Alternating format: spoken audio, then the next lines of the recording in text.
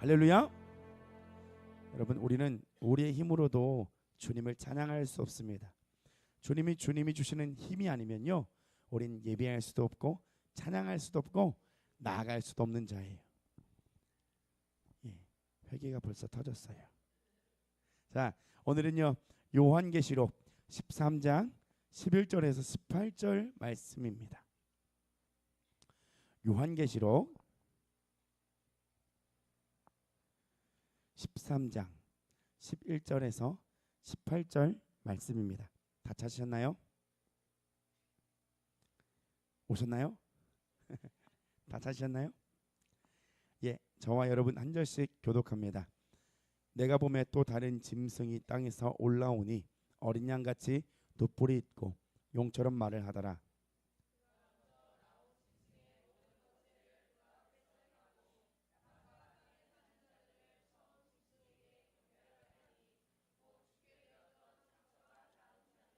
큰 이적을 행하되 심지어 사람들 앞에서 불이 하늘로부터 땅에 내려오게 하고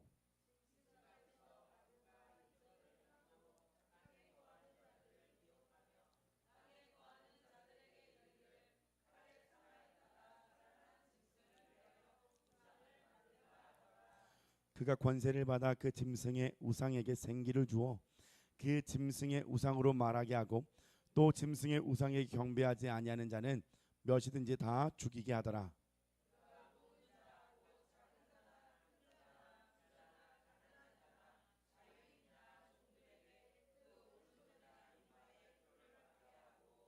누구든지 이 표를 가진 자 외에는 매매를 못하게 하니 이 표는 곧 짐승의 이름이나 그 이름의 수라. 총명한 자는 그 짐승의 수를 세어보라. 그것은 사람의 수니 그의 수는 666이니라. 아멘. 할렐루야. 오늘은 말도 많고 달도 많은 666에 대해서도 한번 나눠보려고 합니다. 여러분, 요한계시록 몇 번째 시간이라고요? 29번째 시간입니다. 이 한 주 한 주 지나갈 때까지 여러분 주님이 언제 오실지 몰라요. 요한계시록 마치는 그날에 혹시 짜잔, 여러분 또 이상하게 하지 마세요. 그냥 농담 던진 거잖아요. 예. 주님이 오실 날이 가까웠습니다. 성경에 기록한 그 이후로부터 주님 우리에게 나타내주고 있어요. 내가 곧 가리라. 그럼 곧 오시는 겁니다. 그러나 베드로전서에도 말씀하고 있듯이 하나님께서 오시지 않는 것은요, 모든 이가 구원을 받기를 기다림으로 참고 계시는 겁니다. 지난 시간 여러분 용에 대해서 나눴죠. 용에게서 나온 짐승 그리고 적그리스도를 언급했었습니다. 기억나시죠? 그래서 우리는 인내하는 믿음이 필요하다. 더 강력한 사탄의 공격을 맞설 수 있는 인내와 그리고 믿음이 필요하고 하나님께서 우리와 함께 하시니 그것을 여러분 인내하면서 나가셔야 된다는 말씀을 나눴습니다. 오늘은요 요한계시록 13장의 후반부를 좀 나눠보려고 합니다. 여러분 항상 그 자리에 계신 하나님을 의심하지 말고요, 외면하지 말고요, 믿음으로 나아갑시다. 그래서 오늘도 새 힘을 얻는 그 복된 인생 되기를 예수님의 이름으로 축복합니다. 그 경험들이 있어야 돼요. 주님 앞에서 계속 새 힘을 얻고 내가 지금 영의 상태가 이렇구나 분별할 수 있는 하나님의 도우심으로 말미암아 다시 일어날 수 있는 그 경험들이 우리 안에 쌓여져야 이제는요 주님을 향한 믿음이 생겨요. 쉽게 말씀드립니다. 신앙의 경험과 체험이 필요합니다. 그 경험과 체험이 나에게 믿음을 가져다 주는 거예요. 자, 본문 말씀 11절입니다. 함께 읽겠습니다. 시작. 내가 보매 또 다른 짐승이 땅에서 올라오니 어린 양같이 두 뿔이 있고 용처럼 말을 하더라. 여러분 또 다른 짐승이 올라온다라고 기록되고 있어요. 먼저는 어디서 올라왔죠? 전에요. 바다에서 올라왔어요. 첫 번째 그 짐승은 바다에서 올라왔고요. 지금은 이 두 번째 짐승은요 땅에서 올라온 짐승입니다. 그 생김새를 이렇게 성경은 표현하고 있어요. 어린 양같이 뭐가 있대요? 두 뿔이 있고, 여러분 어린 양처럼 우리에게 이질감을 느끼지 않도록 익숙한 모습으로 다가온다는 것입니다. 그렇지만 그의 입을 주목해야 돼요. 그 입은요 용처럼 말을 하는 거예요. 옛뱀 사단이 아담과 하와를 깨웠던 것처럼 세상의 모두를 속이기 위한 말을 가지고 온다는 거죠. 정말 그럴듯한 그럴싸한 모습을 갖추었지만 결국 용이라고 하는 사단의 말을 한다는 것이죠. 여러분 현재 대한민국에서 내가 예수다라고 주장하는 사람이 예수님 몇 분 계신 줄 아세요? 몇 분 계신 줄 아십니까? 한국 땅, 대한민국 땅에.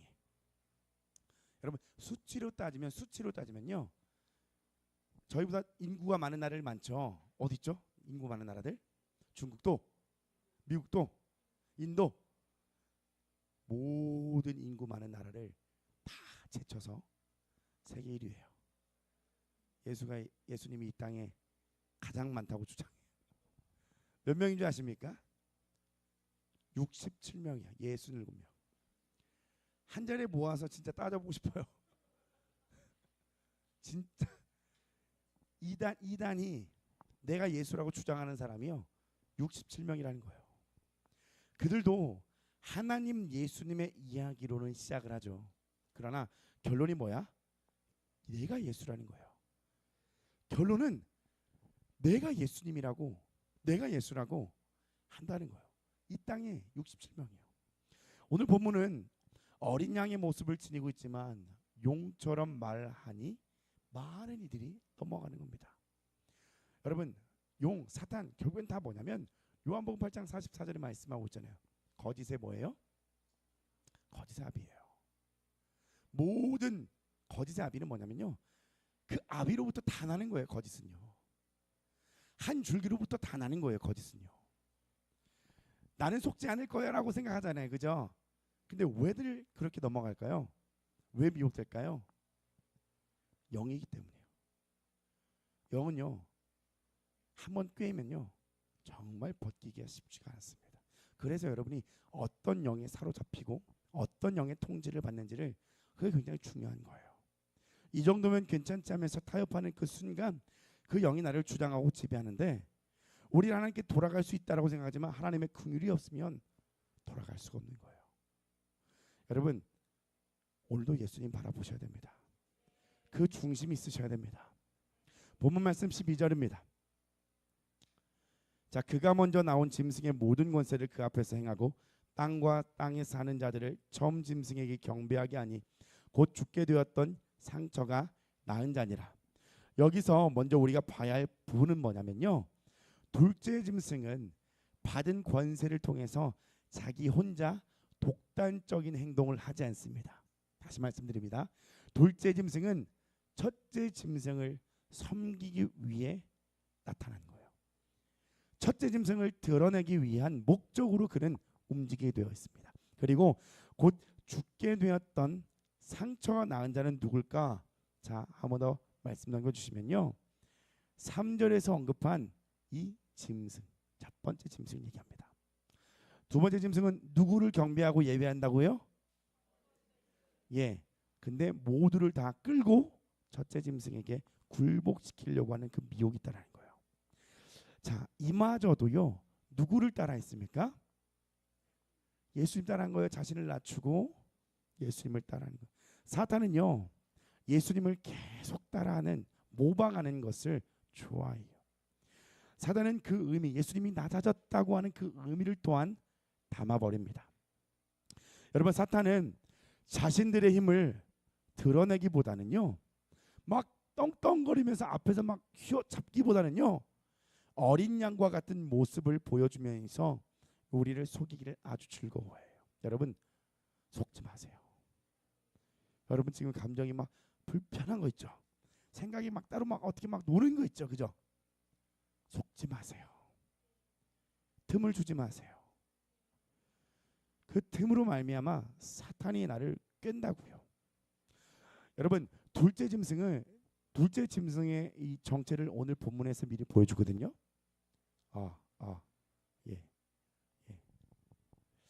바로 누구라고 얘기하냐면요, 거짓 선지자를 상징해요. 이 둘째 짐승은요. 이 거짓 선지자가 하는 모습을 한번 본문 13절을 통해서 한번 보겠습니다. 오, 마이크가 좀 부드러워졌네요. 그죠? 좋네요. 자, 본 말씀 13절이에요. 같이 읽어보겠습니다. 시작. 큰 이적을 행하되 심지어 사람들 앞에서 불이 하늘로부터 땅에 내려오게 하고. 뭐라고 써 있습니까? 노란색에 뭘 내린대요? 예. 꼭 구약에 누가 생각나지 않습니까? 오, 정답. 엘리야. 맞습니다. 큰 이적을 보여주니까 사람들이 열광을 하는 거예요. 여러분, 이적을 따라가면 안 돼요. 어떠한 이적도 따라가시면 안 돼요. 하나님의 말씀을 따라가셔야 돼요. 답이 다 나와 있어요. 어떻게 준비해야 될지를, 누구를 준비해야 할지를 성경은 이미 다 말씀하고 있습니다. 예수님 67명 여러분 따라가지 마세요. 가만 안 둡니다. 그 사람은요. 예수님의 이름으로 가만. 왜냐하면 예수님 따라가야죠. 진짜 예수님 따라가셔야죠. 우리가 알아야 할 것은요, 거짓 선지자가 끌어내리는 불을 갈멜산에서 임했던 그 불이 아니에요. PPT만 넘겨주십시오. 다른 불이에요. 가짜, 성령을 가장한 가짜 불이에요. 하나님의 부르심을 통해 애굽 왕 앞에 섰던 모세, 여러분 몇 가지의 기적을 따라한 애굽의 술사들을 기억하시죠? 따라할 수 있습니다. 비슷하게 따라합니다. 사단도 흉내를 낼 수 있습니다. 그러나 그 끝을 가리키고 향하는 그 길이 다른 거예요. 예전에 뭐 알아보니까 어떤 뭐 천주교의 마리아상에서는 뭐 피눈물 흘리고 막, 그죠? 그게 또 그 천주교에서는 굉장한 거잖아요. 표적과 기적과 이적을 따라가지 마세요. 거기에 구원은 없어요. 오직 생명의 말씀 안에 있는 예수 그리스도, 우리 주님만 구원을 주십니다. 사단도 흉내를 낼 수 있습니다. 그러나 그 끝을 가리키고 향하는 그 길이 다른 거예요. 그에게서 나오는 이적이 문제가 아니라요, 말이 중요한 거예요. 누구를 가리키고 누구를 지칭하고 누구에게 결론을 내리는지가 중요한 거예요. 자, 그 어느 누구도 사람은 예수님을 여러분 대신할 수 없습니다. 신천지, 통일교, 하나님의 교회 등 수많은 이단이 있죠. 사단은 어떻게든 미혹하고 포섭하려고 합니다. 뿐만 아니라 사단은요, 삶에서 우리의 모든 부분에서 넘어뜨리려고 합니다. 하나님과의 관계에서요. 교회의 목적은 그거예요. 이단이든 이단이 아니든, 이단이든 삶에서 사단이 우리를 어떻게든 꿰려고 하든 목적은 뭐냐면 우리의 믿음을 잃게 만들어 버리려고 하는 거예요. 항상 깨어서요, 내 안에 믿음이 있는지를 점검하셔야 돼요. 내 안에 믿음을 갖고 있는, 믿음을 주는 하나님의 말씀을 붙들고 있는지를 여러분 점검하셔야 된다는 거예요. 자, 본문 말씀 14절 15절입니다. 14절 15절을 보시면 짐승 앞에서 받은 바 이적을 행함으로 땅에 거하는 자들을 미혹하며 땅에 거하는 자들에게 이르기를 칼에 상하였다가 살아난 짐승을 위하여 우상을 만들라 하더라. 15절입니다. 그가 권세를 받아 그 짐승의 우상에게 생기를 주어 그 짐승의 우상으로 말하게 하고 또 짐승의 우상에게 경배하지 아니하는 자는 몇이든지 다 죽이게 하더라. 여러분, 둘째 짐승의 하는 역할은 첫째 짐승을 경배하고 예배하고 또 우리를 모두를 미혹하는 것입니다. 그리고 그 방식을요, 오늘 14절에는 또 뭘 만들게 해요? 우상을 만들게 해요. 놀랍게도요, 그 권세를 받은 그 우상에게는 15절에 보면은요, 그 우상에게 뭘 주었냐면요, 뭘 줬습니까? 생기를 주었습니다. 헬라어로 푸뉴마라고 합니다. 뭐냐면 곧 영을 얘기하고 성령을 사용할 때 성령은 푸뉴마를 얘기하거든요. 그러면 이 생기는 뭐냐면, 푸뉴마는요, 그 경계가 없어요. 우리가 자아파서 영의 해방에도 내 영에 뭐 성령이 섞여서 여기 나가잖아요. 그죠? 이해하시죠? 푸뉴마라는 그 단어 자체가 영을 의미하고 또 성령을 지칭하긴 하지만, 번역할 땐 그렇게 쓰이긴 하지만 그 원어적으로 보면은 영은 영이에요. 그러니까 뭐냐면 이 생기는 뭐냐면 악한 사단이 그 꾀임의 미혹의 영으로 말미암아 보여주는 거예요. 다시 설명하겠습니다. 뭐냐면요, 깎아서 만들어 놓은 물건의 개념보다는요, 깎아서 만들어 놨던 그 물건일지라도 살아있는 것과 같은 어떤 느낌들을 준다는 거예요. 그 힘을 준다는 겁니다. 마지막 때 미혹이 여러 가지 방면으로, 그리고 그럴싸하게 어린 양이 꼭 온 것처럼 모방하듯이 우리에게 온다는 거예요. 요한계시록의 배경, 여러분 요한계시록 2장을 할 때에 나눴는데 혹시 기억나시나요? 감사합니다. 범사에 감사하려고요. 자, 요한계시록의 배경을 보면요, 당시에 로마 제국은 강력한 힘을 가졌습니다. 그리고 황제는 자신을 신격화했습니다. 로마의 정치와 경제의 그 어떤 문제들로 인해서 연결되어 있기 때문에요, 정치적인 게 경제적인 상황과 그 지역마다 연결이 돼 있거든요. 그래서 로마 황제를 숭배하게 되었습니다. 모두가 로마 제국에게 가장 먼저 큰 충성심을 보여주고자 하는 그 지역이 있었어요. 황제의 숭배를 시작하는데 수많은 도시들도 그 경쟁이 치열했습니다. 이 말씀을 나눴었는데 혹시 그 지역을 아시는 분 계시나요? 저요. 좋습니다. 제가 얘기하겠습니다. 버가모였습니다. 최초로 신전을 드리게 된 지역이 바로 버가모였다는 거예요. 경제적인 문제가 달려 있으니까 먹고 사는 문제가 달려 있고요. 그 지역의 어떠한 이름과 거기를 맡고 있는 어떤 총독과 총리와 그런 관료들의 어떠한 이름들이 달려 있기 때문에 달려들었죠. 우리가 먼저 그 로마 그 황제의 그 신전을 내가 세우고 받아들일 테니 와달라는 거예요. 지금처럼 공장에서 찍어내는 수준이 아니죠. 그 황제에 대한 어떠한 우상을 만들려면 시간이 걸리지 않겠습니까?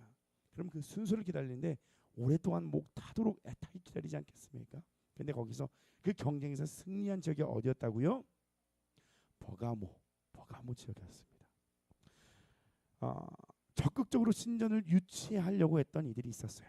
그 안에는 뭐였냐면 거짓 선지자들을 갖고 있는 그 영이, 미혹의 영이 담겨져 있었던 것들이에요. 자, 요한계시록 2장 13절과 14절입니다. 우리 함께 읽어보겠습니다. 시작. 내가 어디에 사는지를 내가 아노니 거기는 사탄의 권자가 있는 데라. 내가 내 이름을 굳게 잡아서 내 충성된 증인 안디바가 너희 가운데 곧 사탄이 사는 곳에서 죽임을 당할 때에도 나를 믿는 믿음을 저버리지 아니하였도다. 그러나 내게 두어 가지 책망할 것이 나니 거기 내게 발람의 교훈을 지키는 자들이 있도다. 발람이 발락을 가르쳐 이스라엘 자손 앞에 걸림돌을 놓아 우상의 제물을 먹게 하였고 또 아멘. 이런 버가모 지역에는요, 앞절을 보여주세요. 예, 뭐가 있대요? 왜 이렇게 잘렸지? 뭐가 있대요? 사탄의 권자가 있는 곳이었대요. 우상이 가득한 그곳에는 절하지 않는 자들에 대한 핍박도 굉장히 심했습니다. 그리고 그곳에는요, 발람이라는 거짓 선지자의 활동을 이야기하죠. 여러분, 발람의 교훈이 뭡니까? 영적 간음이에요. 발람의 교훈을 따르지 않는다고 하여, 우상을 섬기지 않는다고 하여 그 이유로 죽이고 또한 죽임을 당하는 시대가 바로 그 네로 황제, 그리고 안티 기억이 나네요. 아무튼 그 사람, 그 황제. 버가모에서 그 믿음을 지켰던 이가 있었습니다. 누구였죠? 안디바라는 사람이 있었습니다. 하나님은 할 수 없다라고 얘기하지 않아요. 모든 상황 속에서 그 믿음을 지키는 일을 봐라. 할 수 있다. 누구에게? 그 주님을 바라보는 자들은요, 주님이 붙잡아 주심으로 그 마지막 순간에 승리할 수 있는 것입니다. 여러분, 본문 말씀 15절을 보겠습니다. 보십시오. 그가 권세를 받아 그 짐승의 우상에 생기를 주어 그 짐승의 우상으로 말하게 하고 또 짐승의 우상에 경배하지 아니하는 자는 몇이든지 다 뭐한대요? 거짓 선지자는 우상을 만들어 놓고 합당한 힘을 사용할 수 있는 것처럼 그 상황을 만들어낸다는 거예요. 그리고 사회적으로 믿는 자들을 핍박받을 수 있게, 또 목숨까지도 잃게 되는 일들이 일어날 수 있다는 것이죠. 여러분, 저는 오늘 이야기에 여러분 다른 복잡한 생각하지 마세요. 저는 비방하려고 가져온 자료가 아닙니다. 뭐냐면 분별하자고 하는 거예요. 자, PPT 한번 넘겨주십시오. 여의도 수목음교회에서 부활절 행사를 하는데 거기에 이재명 대통령이 갔잖아요. 그죠? 갔는데 이 소강성 목사님이라고 하는 이분이 굉장히 그를 이재명 대통령을 세우죠. 지켜 세우죠. 그리고 더 놀라운 건 뭐냐면요. 도대체 저기 박수 안 친 사람 누구예요? 남아라고 한단 말이에요. 아니 왜 그렇게까지? 여러분 저는 다시 말씀드릴게요. 우리가 다른 어떠한 교회를 판단하자고 얘기하는 게 아닙니다. 정말 분별을 잘해야 되는 때에 살고 있다는 거예요. 요한계시록 강의를 하면서 우리가 나눴습니다. 이재명 대통령은 그 중심으로 해서 대한민국 중부는요. 소년보 목사님을 비롯해서 몇 명의 그 목사님들을 감옥에 가두는 일을 했습니다. 이 대한민국 건국 이래에 처음 있던 일이에요. 근데 그가 이 한 교회에서 이런 이야기를 한다는 거예요.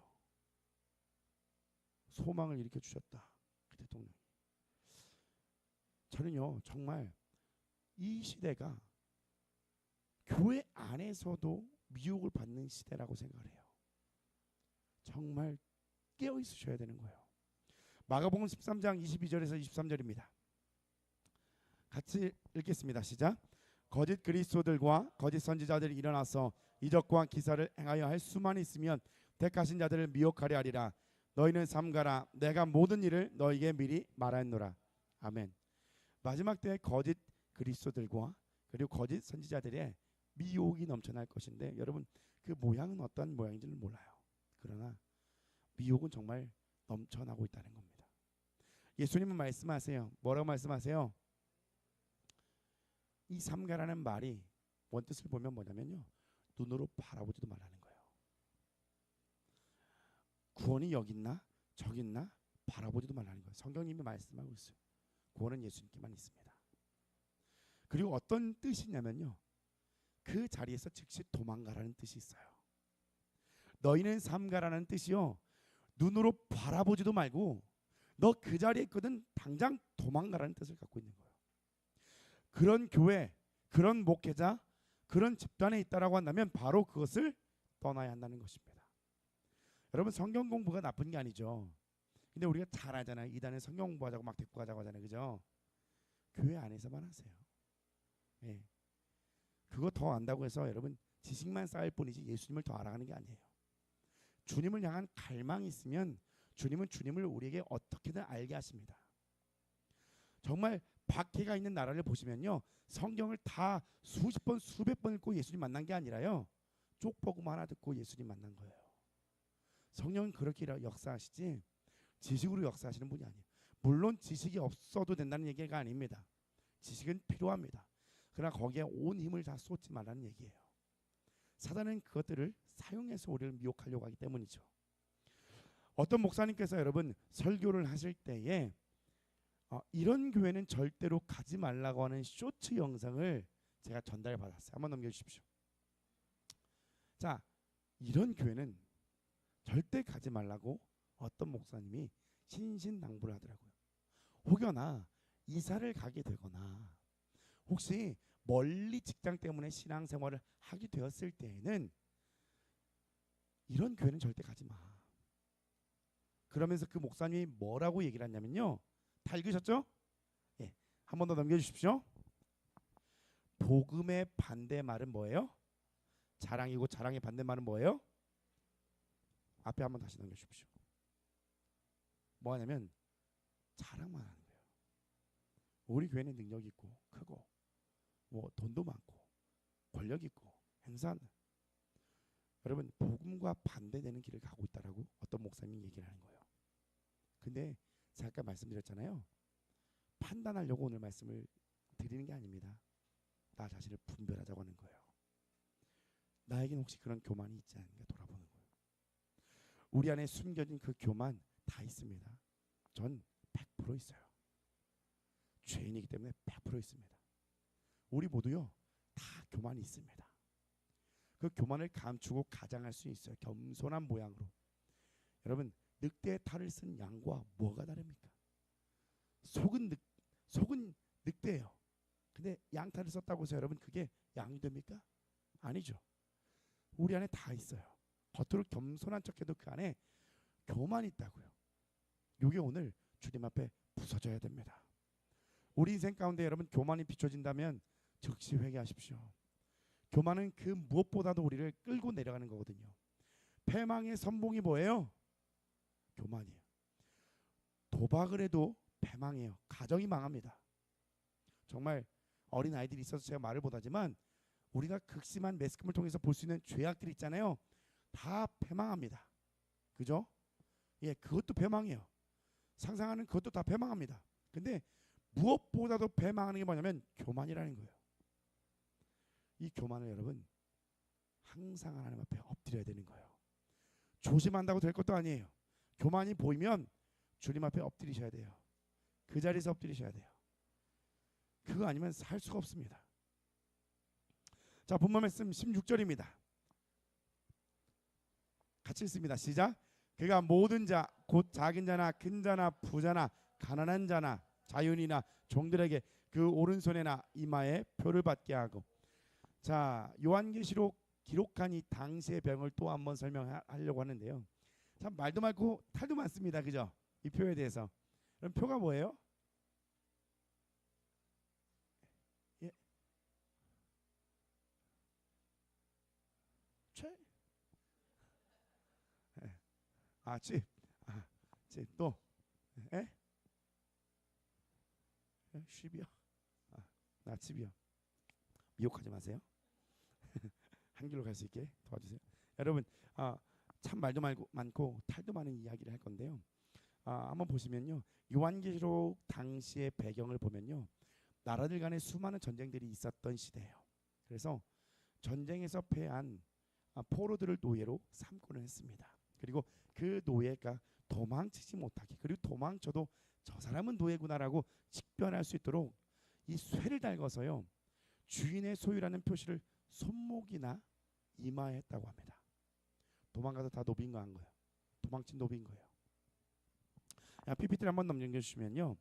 자, 그리고 그 요한계시록 시대에서 조금 더 나중에 역사가 흘러서 보면요, 오늘 이 본문에 말하고 있는 로마 황제에게 충성을 맹세하는 자들에게 부여하는 표가 등장하게 되는데요. 역사적으로 있었던 일이에요.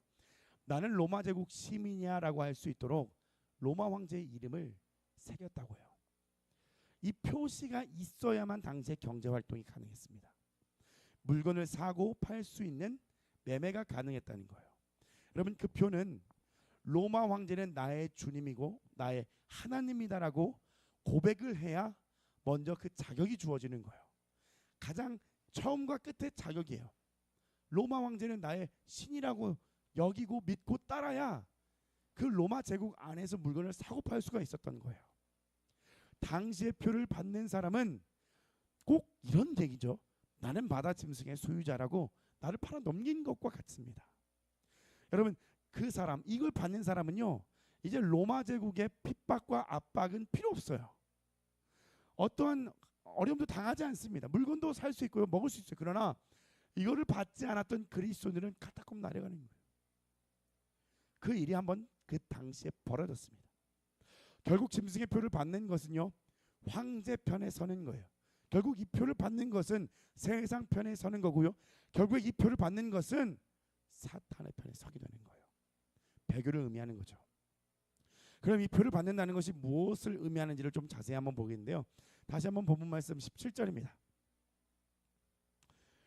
누구든지 이 표를 가진 자 외에는 매매를 못하게 하니 이 표는 곧 짐승의 이름이나 그 이름의 수라. 18절입니다. 같이 한번 읽어보겠습니다. 시작. 제가 여기 있으니 총명한 자는 그 짐승의 수를 세어보라. 그것은 사람의 수니 그의 수는 666이니라. 자, 그 표에는 짐승의 이름이나 그 이름의 수라는 것이 적혀 있습니다. 그리고 총명한 자는 그 짐승의 수를 세어보니 곧 사람의 숫자라고 기록되어 있었습니다. 우리가 들어봤던 666 표죠. 한번 넘겨주십시오. 자, 이것을 역사적으로 해석해 본다면, 여러분, 멸망한 도시 폼페이 아시죠? 들어보셨나요? 네, 죄가 만연했던 그 폼페이 도시, 그걸 이제 고고학자들이 막 거기 어딘지 막 찾은 거예요. 찾았는데 유추해서 추측해서 발견된 어떠한 것이 있었습니다. 그게 그림 글자라는 걸 발견했거든요. 폼페이에서 그 다 멸망했는데 발견한 거예요. 그림 글자. 한번 넘겨주십시오. 이런 그림 글자. 그게 뭐라고 적혀 있냐면요. 한번 읽어보겠습니다. 시작. 나는 이름의 수가 545인 그녀를 사랑한다. 예, 545인 그녀를 사랑한다라는 문짝을 고학자를 발견하게 된 거죠. 여러분 이걸 해석하라면 이런 게 있다라고 얘기하는 거예요. 여러분 이게 뭐 진리다 이게 아니라 이런 게 있다라고 얘기하는 거예요. 이걸 해석하라면 한 번 더 넘겨주시면 게마트리아라는 숫자를 알아야 한다고 하는데요. 뭐냐면 히브리어나 헬라어에 담긴 이 숫자 표기법이에요. 뭐 순서에 있듯이 이걸 숫자 이게 이거구나. 숫자 5, 2 아까 뭐였죠? 5, 5, 4, 5, 4 중요한 건 아니니까요. 그렇게 해석을 해야 돼요. 그러면 888은 뭘까요? 누굴까요? 888 봐도 모르겠죠? 한 번 더 넘겨주십시오. 예수님의 이름 888인 거예요. 이 의미가 그렇게 담겨 있다고요. 자, 7은 요한계시록의 완전한 숫자거든요.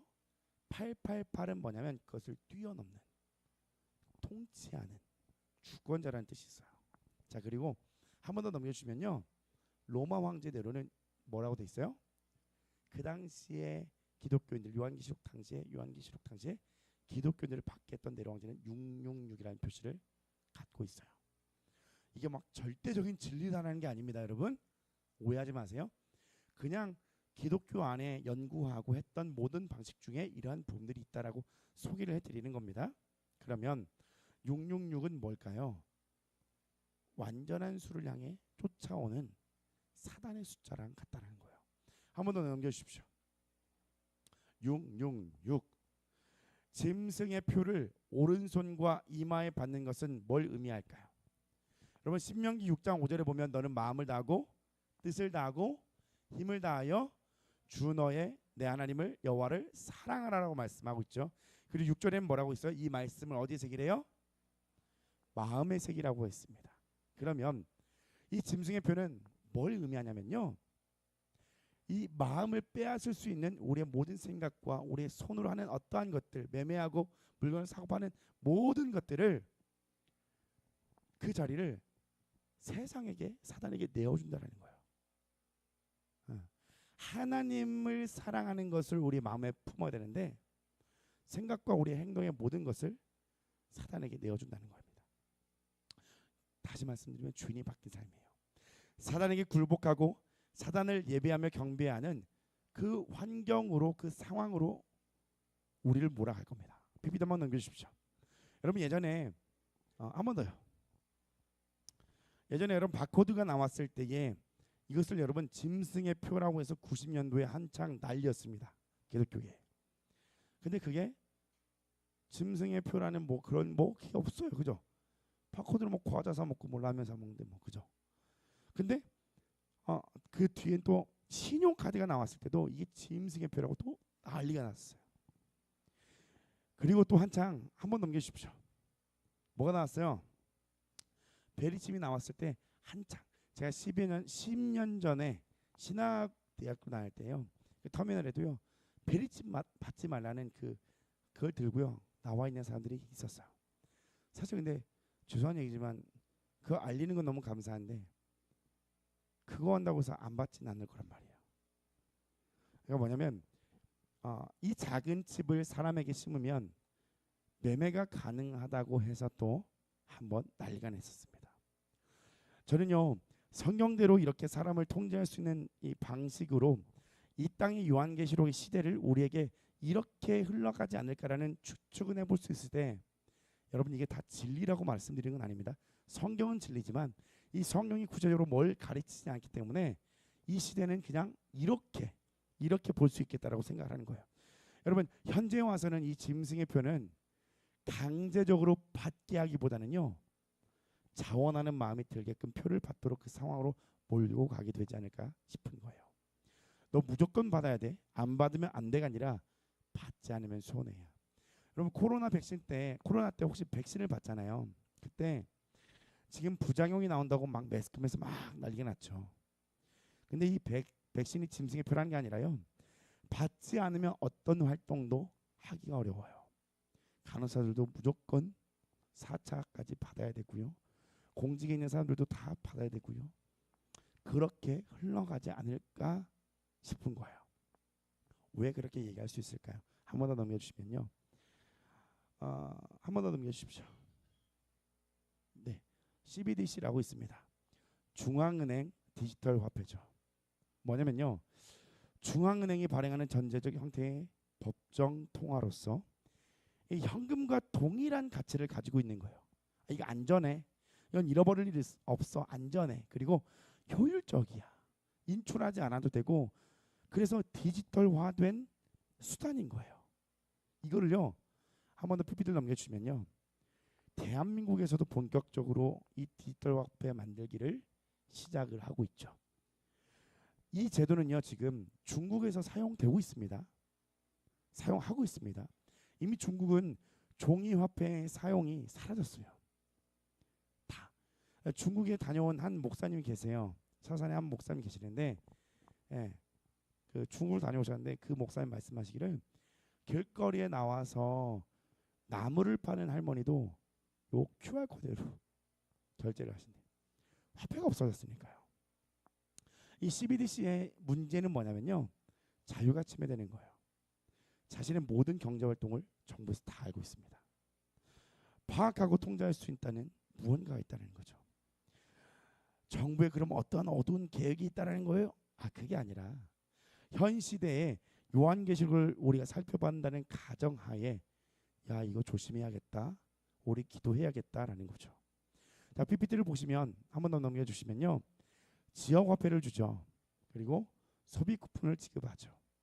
그 지역 안에서만 그리고 그 기간 안에서 쓸 수 있게끔 정해져 있습니다. 넘겨주십시오. 결국엔 요한계시록으로 나타나는 이 방식이 우리를 어떻게 끌고 갈지 모르겠지만 그럴듯하게 미혹으로 끌고 갈 수 있다는 거예요. 왜 이렇게 통제하는 부분이 있을까? 왜 중국의 그런 CBDC를 따라하려고 하는 그런 제도가 들어오게 하려고 할까? 우리 한번 생각해 봐야 된다는 겁니다. 자, 한번 더 PPT를 넘겨주시면요. 중국의 이 사안을 하나 보시면 뭐냐면 술과 담배를 자주 하는 사람은 그걸 살 거 아닙니까? 그리고 유흥과 좋지 않은 것들을 하는 사람에게는요. 신용의 낮은 점수를 줘요. 그래서 매매를 통제해요. 지금 실제로 일어나는 일이에요. 중국에서는. 생활이 데이터를 보고 파악되고 그 사람에게 행동 점수가 매기고요. 국가에서 이제 감시를 하는 거예요. 이게 무슨 문제가 있겠냐고요. 지금은 그렇죠. 앞으로는 이게 요한계시록 말씀을 따라서 어떻게 흘러갈까가 우리가 한번 유심히 생각해야 할 바라는 거예요. 중국은 이 모든 일상을 철저하게 감시하고 통제하고 있는 걸 너무나 잘 알 것입니다. 그리고 여러분 정부를 비난하는 말을 하면요. 점수가 깎여요. 매매를 하지 못한다고 합니다. 여러분 그리고 중국 정부를 어떤 인터넷에서 막 하면요. 그 재산을 몰수해 간대요. 그 사회주의에서 가장 적대시하는 것이 바로 교회입니다. CBDC가 어떤 형태로 대한민국에 도입될지는 모릅니다. 그러나 크리스찬이 유심히 살펴볼 만한 짐승의 표의 형태들을 지니고 있다라는 거예요. 이게 짐승의 표입니다. 아닙니다가 아니라 굳이 우리 이마에 머리에 든다고 하면 여러분 받지는 않으셔야 돼요. 그게 표일지도 모르니까요. 그러면 로마 제국의 그 핍박과 박해처럼 그런 일들이 우리에게도 일어날 수 있다는 거죠. 자, PPT를 한번 넘겨주십시오. 여러분 일론 머스크가 개발한 뇌에 칩을 넣는 방식인데요. 그 회사가 이름이 아시죠? 뭐죠? 뉴럴링크 회사예요. 이 뉴럴링크라는 그 회사도 여러분 게마트리아 방식으로 계산하면 666이 나온대요. 네. 지금 알려드리는 정보를 가지고 여러분 뭐 두렵네, 이게 맞네, 아니네 이게 아니라 왜 이게 맞을까 싶은 거죠. 그냥 넘어가십시오. 자, 우리가 성경적으로 세상이 돌아가고 있는 것을 보고 우리의 믿음을 점검해보자는 것입니다. 현재 몸이 마비된 사람들을 대상으로 여러분 이 칩을 임상 실험을 했습니다. 그 결과 뇌에 들어간 칩이 전신 마비가 됐어요. 누워 있어요. 이 사람이 무슨 생각을 하는지 무슨 마음을 보는지를 다 읽어낸대요. 그 정도로 이 칩이 개발이 되었습니다. 그러면 이 칩을 받으면 이 칩이 다 읽진 않는다고 해도 그 칩을 받게 되고 그 칩을 업데이트를 해야겠죠. 그러면 언젠가는 내 생각을 어떤 한 기관에서 누군가가 읽고 마음을 알 수 있는 그 개발이 우리에게 이루어질 수 있다는 겁니다. 여러분 이 개발 속도는요 굉장히 빨라요. 자 PPT를 한번 넘겨주십시오. 자 인체에 삽입하는 칩 말인데 과연 언제쯤 현실화될까요? 라고 하는 이런 포럼이 나왔습니다. 한번 넘겨주십시오. 10년 전 일이고요. 분명히 앞으로 10년 전에 이루어질 거라는 추측을 예상을 한다는 거예요. 전문가들이. 2026년이 지금입니다. 아직은 그게 도래하진 않았죠. 그러나 앞으로 위에 있는 많은 사람들이 이것을 진행시켜 나갈 거라는 거예요. 그러면 사실 우리는 그리스찬들은 뭘 몸속에 넣는다고 하면 이게 진짜 칩일까? 이게 하나님 말씀하신 그걸까? 헷갈리지만 찝찝해서라도 안 받을 거 아닙니까? 그러면 모든 경제적인 어려움과 그 신앙에 대한 어떠한 핍박과 세상이 바라보는 어떤 시선을 견뎌내어야 한다는 거예요. 근데 이게 공교롭게도 요한계시록의 말씀에 마지막 때에 견디는 성도들의 모습과 똑같은 내용을 갖고 있다는 거예요. 자, PPT 한번 더 넘겨주십시오. 결국 이 칩을 받게 할까라는 내용도 엄청 많이 나왔죠. 처음에는 좋게 보이는 그 칩이 앞으로는 어떻게 발전되고 어떻게 작용할 줄 알고 받을 수 있겠냐고요. 자, PPT 한번 넘겨주십시오. 일론 머스크, 저커버그, 샘 올트먼은 이제 받는 사람에게 혜택을 주죠. 이런 제도를 도입하자는 거예요. 뭐예요? 기본소득을 준다라고 얘기합니다. 꼭 지금 정부에서 우리에게 생활소득을 조금 보탬이 되도록 뭘 지원금을 나눠주는 것처럼요. 그러면 매매할 수 있는 생활할 수 있는 그 돈으로 우리가 그 집을 받을 수 있고 또한 여러 가지 형태로 우리의 믿음을 무너뜨리고 망가뜨릴 수 있다는 거예요. 지지난주 주일날에도 우리가 나눴습니다. 하나님과 돈을 모아할 수 없대요. 겸하여 섬길 수 없다라고 성경은 말씀하고 있어요. 왜 그 말씀을 하나님께서는 주어 놓으셨을까? 넣어 놓으셨을까? 666 강제적으로 받지 못하게 한다면 사람들이 필요에 의해서 받게 되는 어떠한 사단의 미혹이 어린 양과 같은 그럴싸한 제도가 우리에게 있지 않을까라는 거예요. 요한계시록을 보니 하나님께서 요한에게 환상과 계시를 통해 기록하여서 지금을 살고 있는 우리에게 보이신 이 성경책이 현재를 살아가고 있는 우리에게 어떤 메시지를 주는지를 한번 살펴보는 겁니다. 여러분 절대 받지는 마십시오. 받지는 마세요. 666은 생각해보면 여러분 크게 멀리 있는 것 같지도 않아요. 당장 돈에 의해 움직여지지 않는가를 내 안에 한번 살펴보고 돌아봐야 된다는 거예요. 왜냐하면 지금도 그 물질에 대해서 내가 하나님과 함께 다스리지 못한다고 하면 이 마지막 때에 칩을 넣고 경제적인 혜택을 주고 매매할 수 있는 것을 통제한다고 하면 우린 그것을 받을 수 있는 주의 본성을 가진 사람이라는 거죠. 그래서 여러분 666은 그 미래에 뭔가 벌어질 어떠한 것이라고 보다는요, 주어진 오늘의 하루의 삶에서 내 마음에 하나님을 사랑하는 것을 품어야 하지 우리의 생각이 사탄의 생각과 사단으로 가게 하는 어떠한 행함을 다 끊어내야 된다는 겁니다. 내 안의 우상 무엇을 섬기고 있는지 여러분 보셔야 합니다. 자, 결론입니다. 마지막 때 그리고 마지막 순간을 위해 하나님은 우리를 이끌고 계십니다. 아멘이십니까? 여러분의 삶 가운데 광야의 훈련을 통해서 우리에게 믿음을 주길 원하세요. 그리고 요한계시록의 마지막 때에 그 성도들에게 필요한 것은 인내와 믿음이에요. 그럼 이 믿음을 나는 어떻게 마지막 때에 증명을 할 것인가? 예, 지금 삶에서 자기 부인하십시오. 그 믿음을 드러내시고 나타내십시오. 그러면 이 마지막 때에 베리칩이 666이든 뭐가 666이든 나와도요, 타협하지 않는 신앙과 믿음으로 가게 한다는 것이고요. 그리고 그때 하나님께서 정확하게 무엇인지를 우리에게 감동하여 분별할 수 있는 능력도 주신다는 거예요.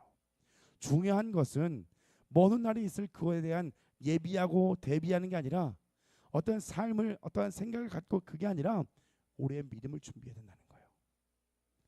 여러분 깨어서 믿음을 준비해 나갑시다. 우리의 삶을 보시고 내 안을 들여다보면서 하나님보다 우상 삼았던 모든 것을 다 내려놓고 하나님만 사랑하는 초대교회 되기를 예수님의 이름으로 축복합니다. 자, 우리 같이 기도하겠습니다.